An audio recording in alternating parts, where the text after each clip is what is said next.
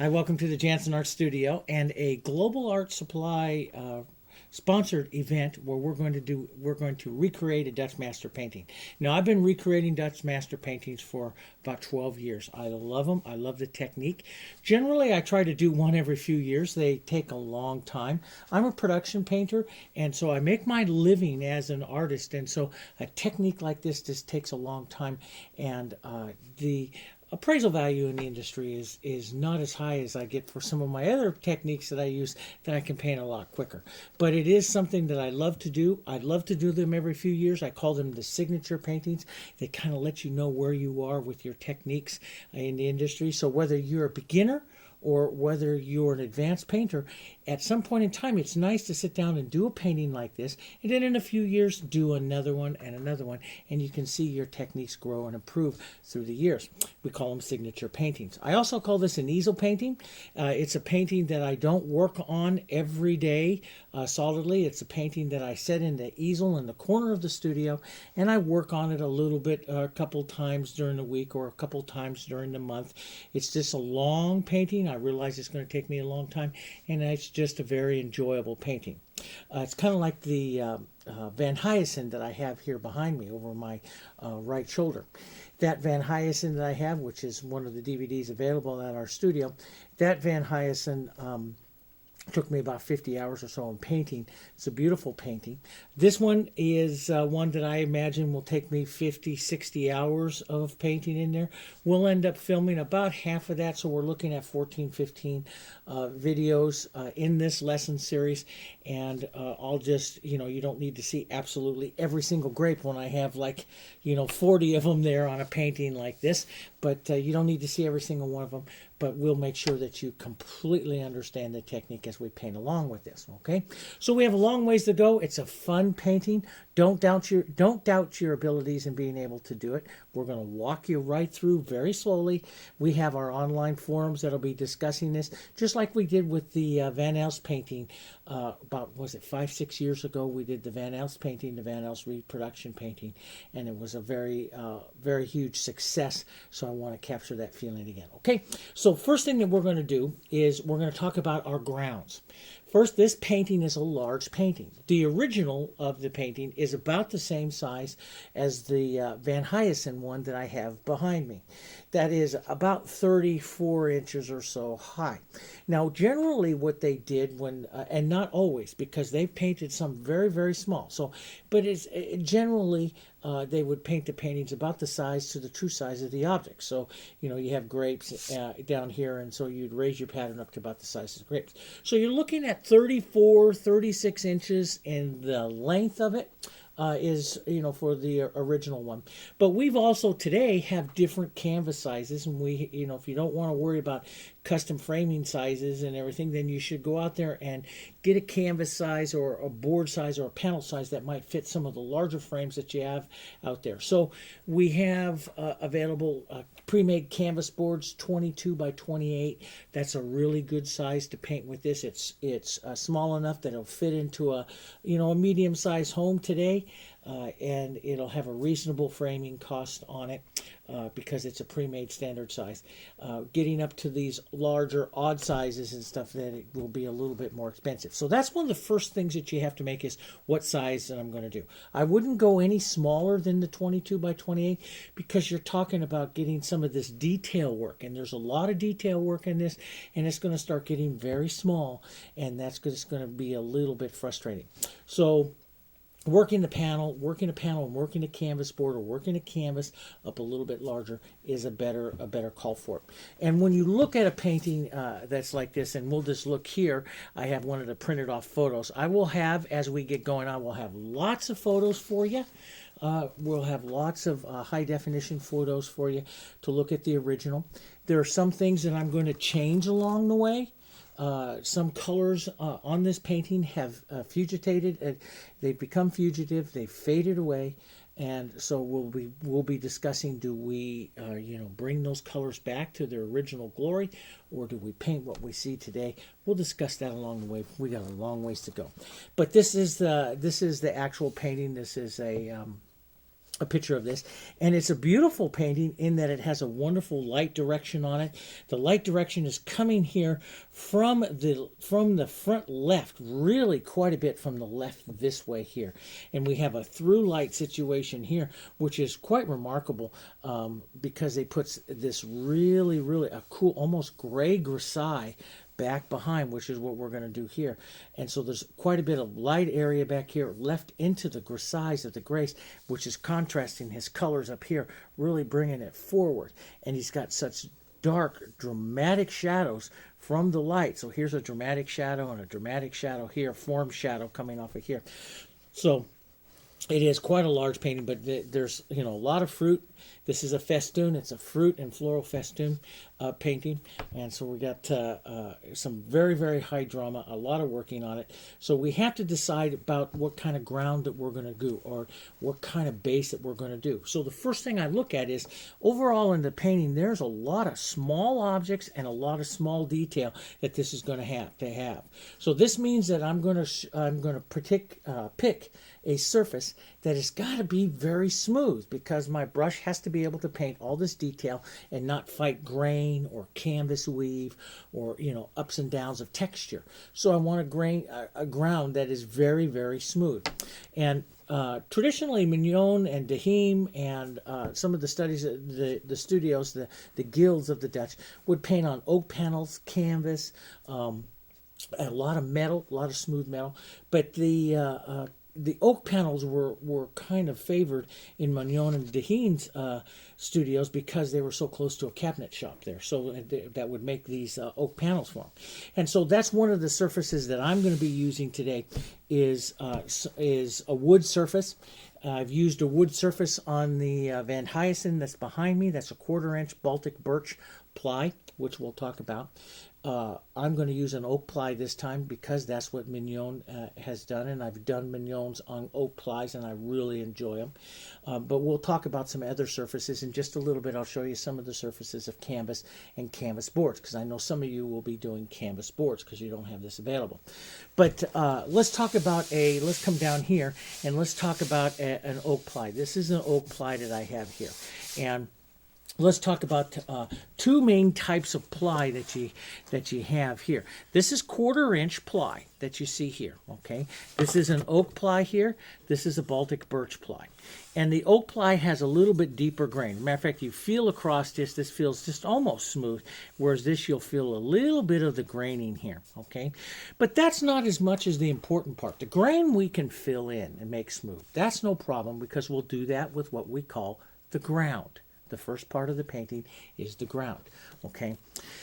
But one of the things that has to be part of your considerations here is this panel going to warp over time? So you have to choose a preparation method that's going to keep this panel from bending or warping over time. Now, generally, as you paint it, it will, and then after a few months, and especially after it gets into the frame, it'll calm down as all of the paint layers have finished coalescing and joining together. But one of the things that you can tell right away, which determines for me how I'm going to prep something, is the ply itself. So let's zoom in here a little bit closer, and I'll show you his. Now, this is the birch ply that I used on, it's 1/4-inch, that I used on Van Hyasen that's behind me. This is what's called a 5-layer ply. So when you see this right here, you'll see the ply itself is made of 5 different layers. Okay, and so when they apply these layers here, what they do is this one layer here is kind of going this way. The layer that's right underneath it there, the grain is going this way. So what they do is they alternate the layers, the grains in the layers. They alternate them, and this way as they build the ply together. And what that alternating layer is it makes a very strong, structurally strong ply that won't bend as much, because the grain is going cross against each other, and that's keeping the grain very stable. If I make all the grain the same direction, the ply has a tendency to cup or to warp like this. And this is one thing that the oak ply, when you look at it, it is what's called a softwood core ply. Okay, matter of fact, I peeled some of it away here so you can see here. It is just a one core ply here. So it doesn't have any layers in it. It's a one core ply. It has a finished layer of a 1/64 or 1/48 layer of the oak on either side, but a softwood on the inside here of it with no layering. It's just a softwood core. So this ply, if not properly sealed, will tend to bend just a little bit. Now that's not a problem because, well, again, we'll have it in a frame. We'll stabilize it all into a frame. That's not a problem at all. But we can stop some of that by making sure that we have a good seal coat going into the wood itself. Okay, so because this ply itself will have a tendency to cup, and cupping a little bit during the painting is not a problem, but because it will have that tendency to cup slightly, we do want to make sure that we get some sealer in there, and so that when we do finally stabilize it into the frame, and after several months of final curing, this stuff will be just as stable as can be. So here I have a soft core, a one core ply. Here I have a 5-core ply. By far, this Baltic birch is the better way to go. I use it quite a bit, but the oak is more traditional, and the surface feel of it is more traditional. And I've used it several times on panels, and they're absolutely perfect. And let's talk about having to finish them up. So if you're whether you're going to do a birch like this or you're going to do an oak like this, the preparation of it is exactly the same. Any kind of wood is exactly the same. One other wood that I want to show you here too is this is the end grain of a piece of pine. Now the end grain of the pine here, this is a good stable grain pattern that's right here. But when you see this right here, when you see the cup like this, that tells you that if you see it go like this, that board over time is going to want to go like that also. So anytime you see any kind of grain of wood at the end that cups like that, that board will want to cup also over time. If you see with the grains running almost perpendicular or almost up and down or even at an angle like this, that's good. But this is obviously a smaller tree here, and so we're seeing the grain, we're getting in close towards the center grain here. And so that a piece of wood like that will want to cup over time. So I wouldn't use something like that. The other surface that is very popular for as wood is the Masonite Surface. This is the Masonite Surface. Let's step back. That's pretty big for you.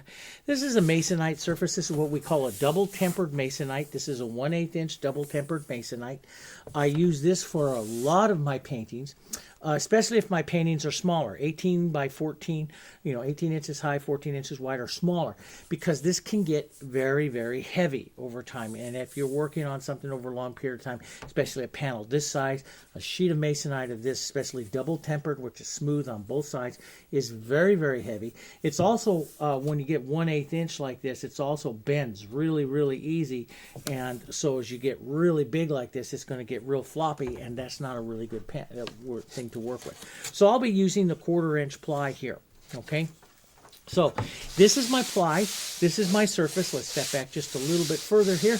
This is my big panel. Now what size am I going to do?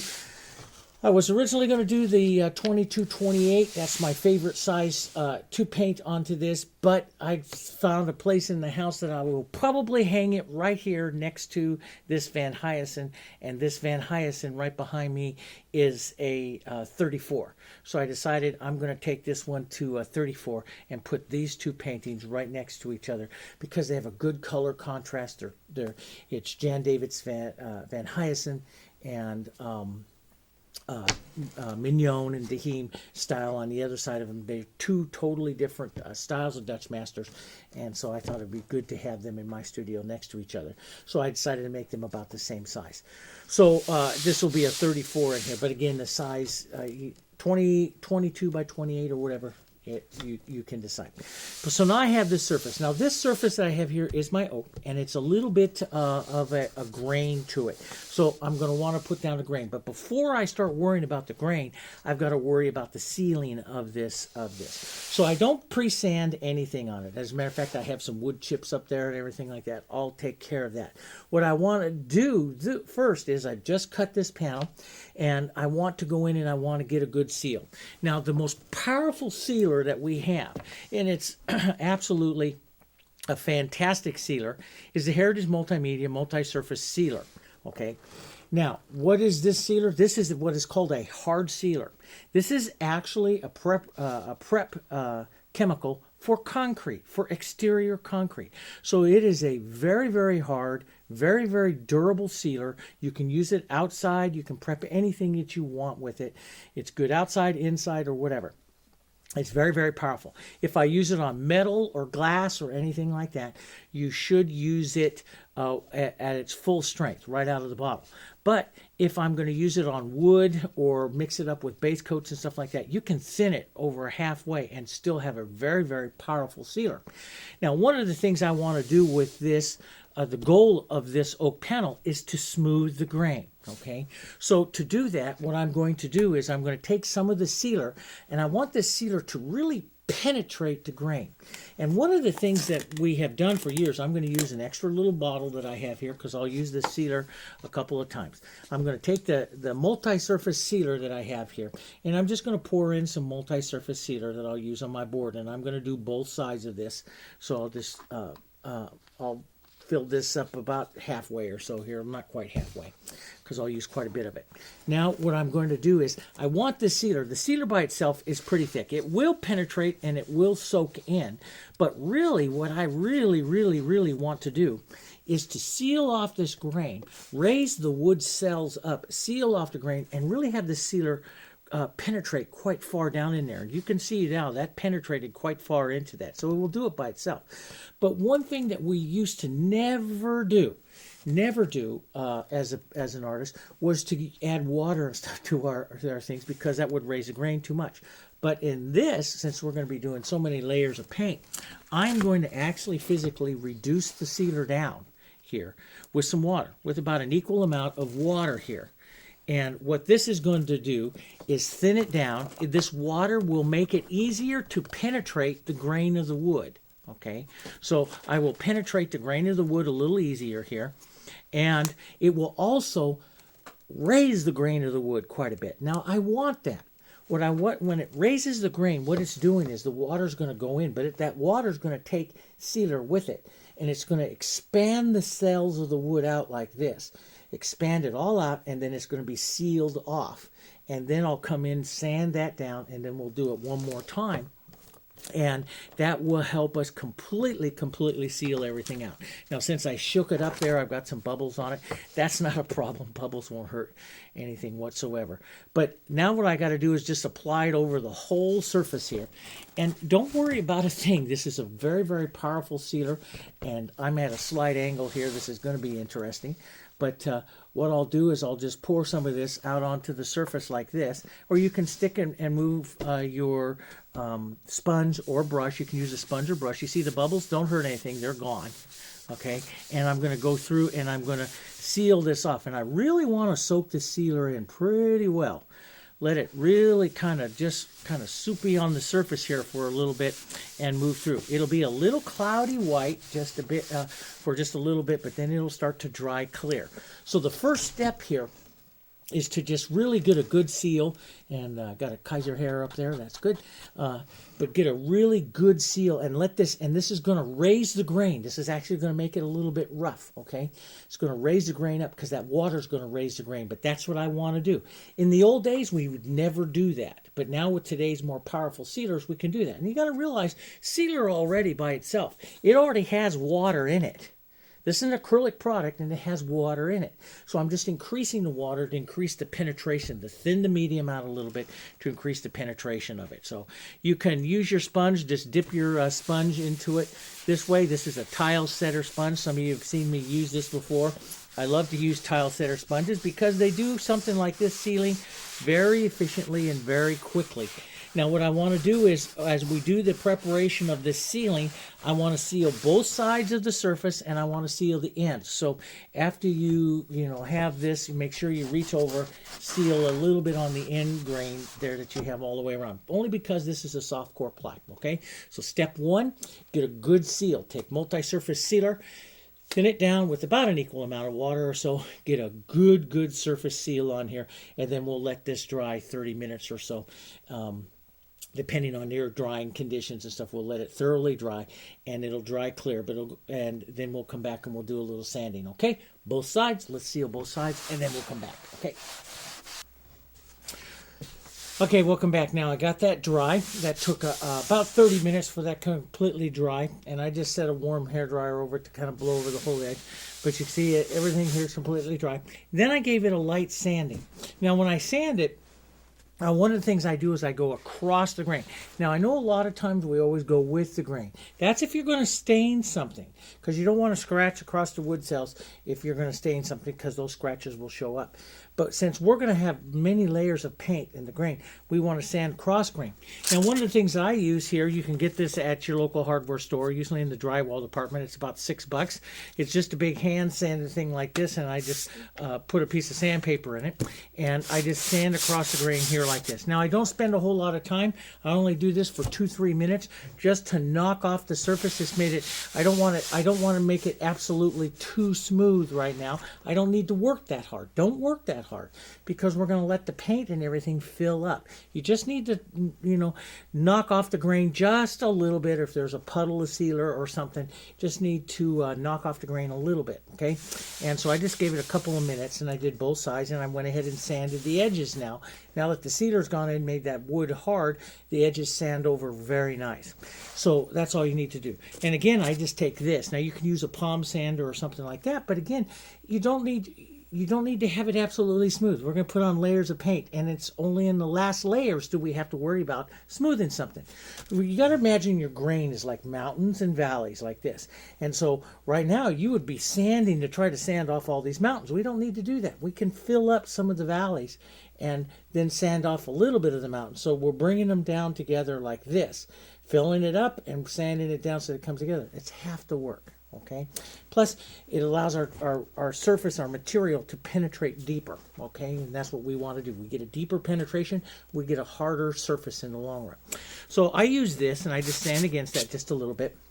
And all I do is, these fit really well. You just take a full size of sandpaper here. Now I use 150 grit. This is 100 grit, but I use 150 grit for my first sanding that I cut across. You can use 180 or 220. Both of them work great. And I just use a straight edge like this, and it just cuts a piece of paper goes right in half real fast. And it just fits with this thing folded up in it. It just fits one of these little sanders like this. Works wonderful. Or you can use a palm sander or something like that.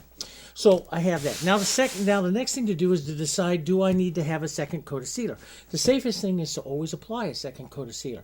But I got really good penetration on this ply this time, and I feel the surface here, it's really quite hard.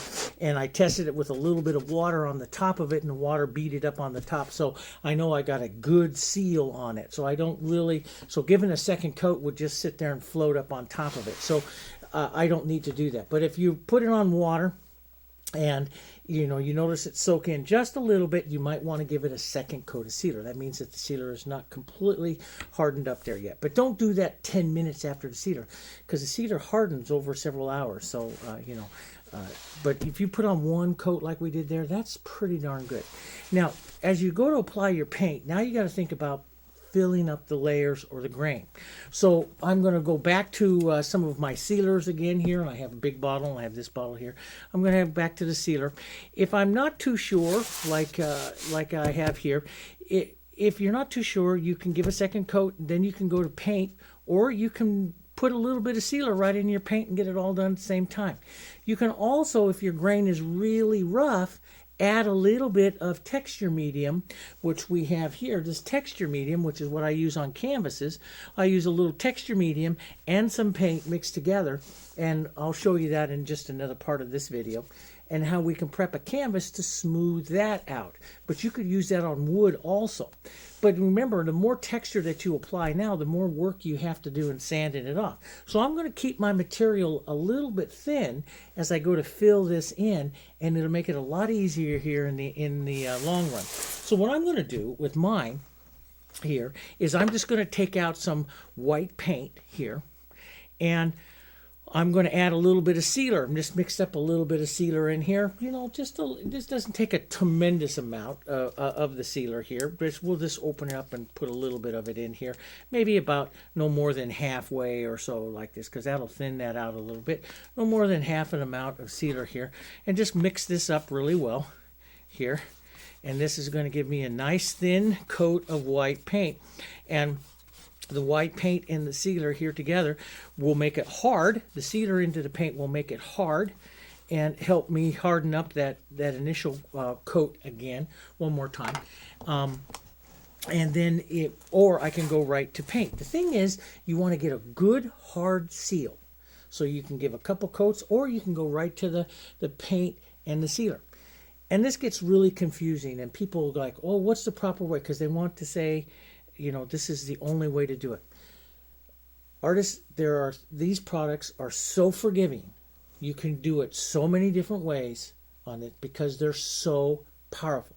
Today's modern products and sealers are so much more powerful than what we had 10 years ago, 15 years ago, 20 years ago. You don't have to worry about any of this. You can use multiple ways of doing things. What I ultimately want to do is just put down some nice, hard, sealed surface, a couple times with the sealer, a little bit of sealer and paint, and then at the last of my ground, I don't want to have sealer in it. I want my ground to be absorbent. We'll talk about that in just a minute, okay? Because I want to finish off with an absorbent ground. So, but the first coat here, I can just take a little paint and sealer, and I'll just go right over this whole thing here. And you can stretch it out a little bit. I'm going to use my sponge here. You could use a brush and do slip slaps back and forth. Doesn't make a difference here. I'm going to put on quite a bit of this white. So if it doesn't have to be completely opaque, because you're going to do this a couple times. But make sure you go against the grain a little bit too, because we're going to want to fill up the grain here.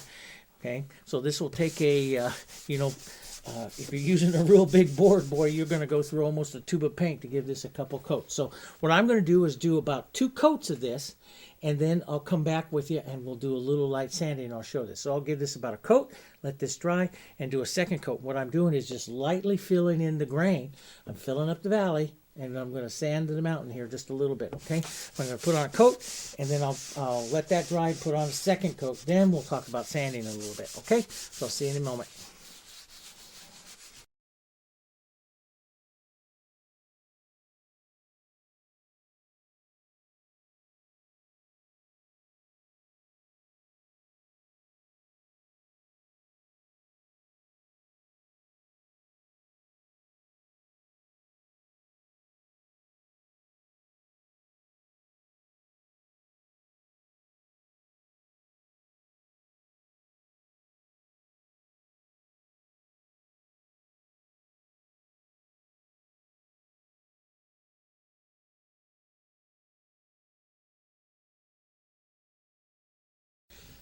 Okay, now I've got that a little bit sanded. So what I've done is I've just given it 2 coats.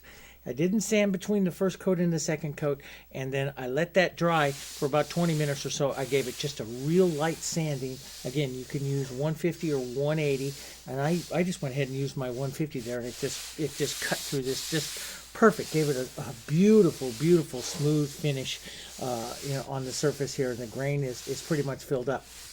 So all of that depends on how thick you use the paint. So let's recap here for just a minute, because I know it can get really confusing. What we want to do is we want to seal the surface, okay? Because wood, especially with the types of wood will expand and contract. And if you seal the surface and stop that moving, you can keep your paint film longer.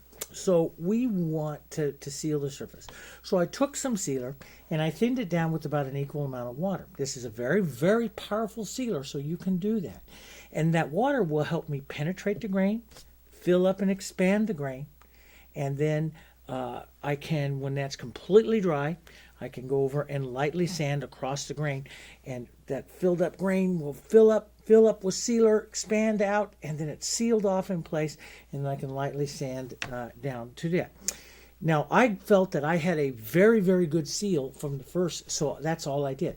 If you want to make sure, absolutely sure, give it a second coat of that sealer and water. Then you know you've got a good seal, okay? But I got it with one. I felt really, really confident about the one. I put some water on the surface and it just beat it up. It didn't absorb in. That means I got a good seal on it. That wood is completely sealed, so I'm all good to go.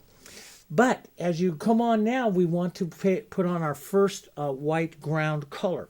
So if you want to make absolutely sure, doubly sure that you've got a good seal, you can mix up a little bit of sealer into the paint and apply that. Then you're getting a good hard seal right with your first base coat that you put on.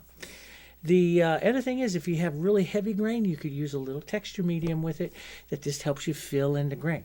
Just try not to have it so thick that you get brush marks and everything all over your paint, because you're just going to have to sand those down, and that just makes more work for you, okay? But the goal here is to make a nice paintable ground.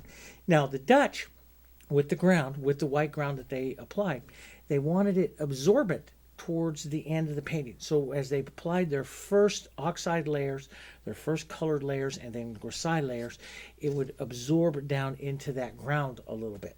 So of course, if we put sealer on this, it's not as absorbent. So now I put a couple coats of white here. Then after the second coat, I sanded it lightly. Now what I'm going to do is put on my final coat of just white, and this will completely, as you can see here, the surface is already almost totally completely opaque, and all the grain is filling in really nice. So now all I'm going to do is just take a damp sponge, take what's left of my white here in my tube, just kind of squirt that out onto my surface. Use my sponge here, and you can even have a little bit of water into it, and I'll give it a nice coat of paint. Just paint all by itself. Now, why paint all by itself? Because paint all by itself is matte, okay? And it's matte, and it will be slightly absorbent, whereas if I add sealer to it or something like that, it won't. So this will go on just matte paint. I don't need to worry about sealing anything because my board is already completely sealed. So now this is going to give me a nice coat of white absorption. It's going to be slightly absorbent here onto the surface here, so that as I go to do my oxide layer, my English red oxide layer, and then into my grisaille layers, in my ground here will be slightly absorbent. So I've put on some sealer to really harden up the surface, then some paint with sealer to make absolutely, totally sure, and then the last coat of paint I put on just by itself. And when do you do that? Do you do on 3 or 4 coats of sealer and paint? Or there's all kinds of variations you can do just until you get it slightly smooth. But the last coat that you put on, just put on this paint by itself. So it's matte, it'll be matte, it'll be slightly absorbent, and it'll be a beautiful ground for us to paint on. So as you're working with this wood, don't kill yourself by sanding tons of times in between all the layers. Fill up the valleys a little bit, then we can sand down, and the sanding goes a lot faster, goes a lot smoother. Also, sealer is a very powerful thing when you add it to paint. And so if you sand too soon, if the surface feels slightly sticky, and you sand too soon, it's just going to gum up your sandpaper. So it's good to let the sealer sit for a few hours in a nice dry room before you can sand it, or even let it sit overnight. You know, give a couple coats of white and sealer, let it sit overnight, and sand it. Here in the studio, we had the heat on, and it dried really fast, and I feel very good about the whole sealer. The whole surface here is a very nice surface, easy to paint. Now what I'm going to do is I'm just going to set this aside for a day or so and let this completely cure out, because we have lots of time. I'm just going to let that cure out before we go to the next video, which will be the English red oxide and setting the orange ground color down on top of this white ground. Okay, so I will do that. I'll set this board aside. But first, what I want to do before we do that, give me just a second. I'll come back and I'll show you how I do a canvas. Okay, see you in just a minute.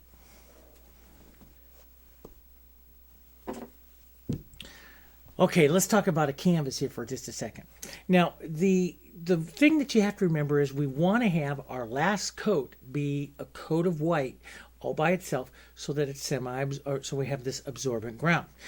What you have to do now is just, again, look at the surface that you're using, and then we need to fill up any of the canvas weave and give ourselves as smooth a surface as possible, and then finish off with a coat of white all by itself so we have that absorbent, but just one absorbent layer of ground color.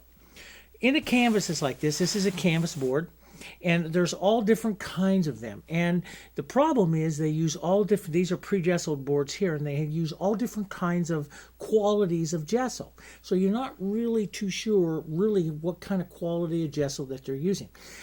Some companies that I do know use very, very good, like Frederick's. They use extremely good products.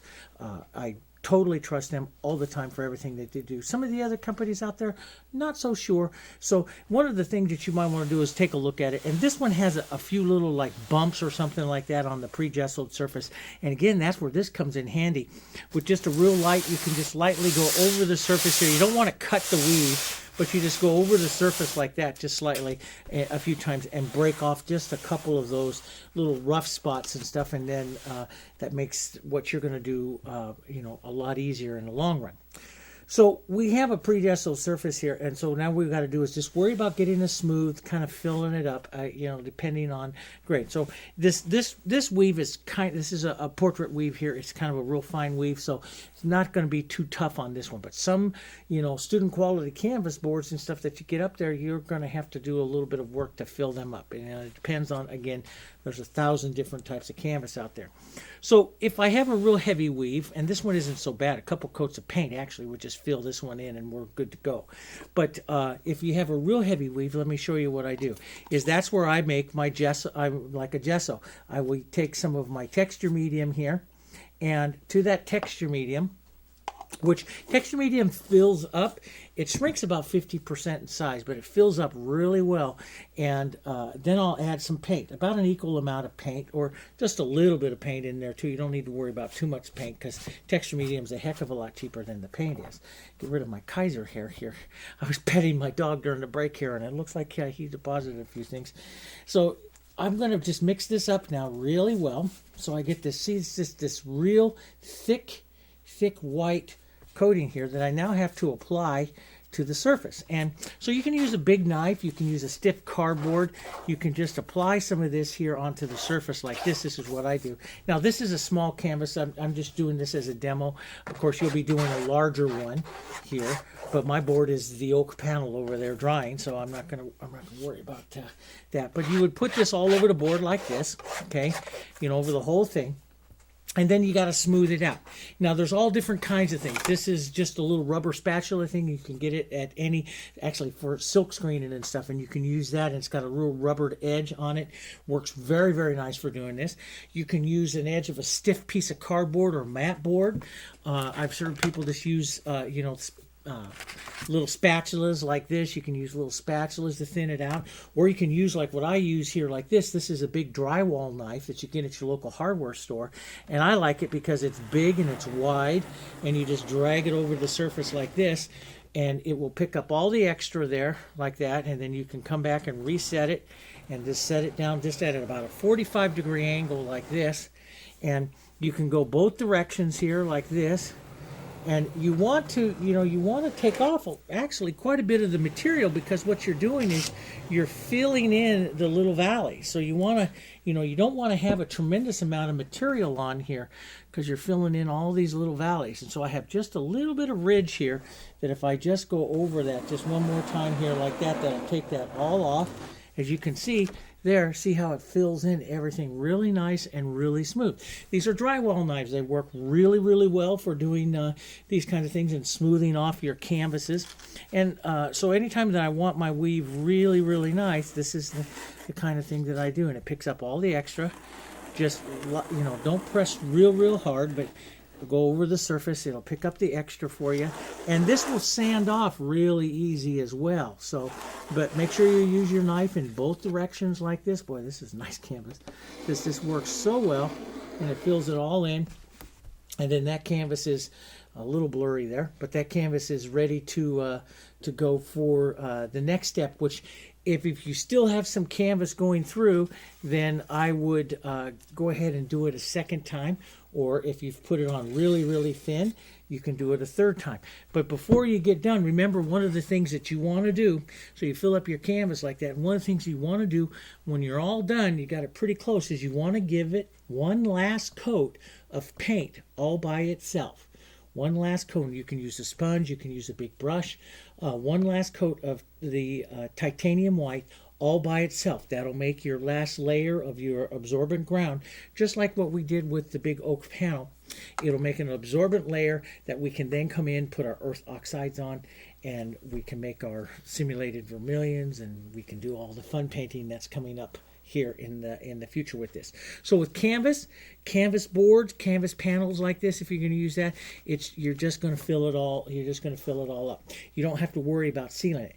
If you're using a questionable surface, first off, I wouldn't, because you're going to put a lot of work into this painting. I don't believe in making practice boards and painting practice boards so you can do it later, because the odds are you're never going to get back to it. So I don't believe in practice boards and on a painting like this, and I do believe in using the highest quality that you can afford, because this is a painting that is going to be one of your signature paintings.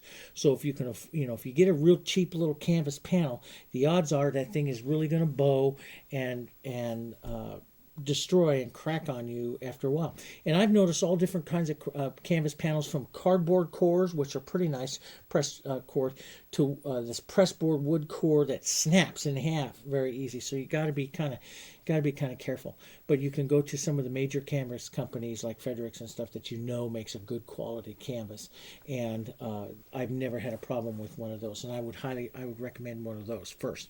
Okay, you can also use the big longer canvas. Now the only problem with using a big stretch canvas, this is my only problem, they're great because they're lightweight, and that's really wonderful. And when you're working with a big thing here, big panel, that gets heavy and that gets tiring to hold it. But so generally artists will go to the big stretch. As they get bigger, they'll go to the stretch canvases. Okay, but the problem is it's like a gigantic drum, and it's very flexible. So if you're there doing little work and we're doing some scumbling techniques, that canvas moves underneath you, and so I never have liked that feeling where if I'm putting something on and especially doing the scumbling, the dry scumbling that we're going to do on peaches and some of the grapes and stuff up in the front, and some of the leaves, there's a dry scumbling that we use in a technique. That irritates me, that the canvas moves underneath me, and I don't feel like I get as much control as I do. My surface is really hard. But every artist is different, okay? And you choose, and that's why all the masters all painted on all different kinds of surface. You use the surface that you want. Give it a couple of coats. This is a pre-gessoed one, doesn't need a sealer. There's enough sealer in the paint, and especially in the texture medium, when you put something on like that, it's going to fill it all up, okay? Last coat is just white all by itself, and then we're ready to go for the next one, okay? I will see you on the next video. Thank you for joining me here today. Get your ground on, and then we'll continue on with after that, okay? See you on the next video.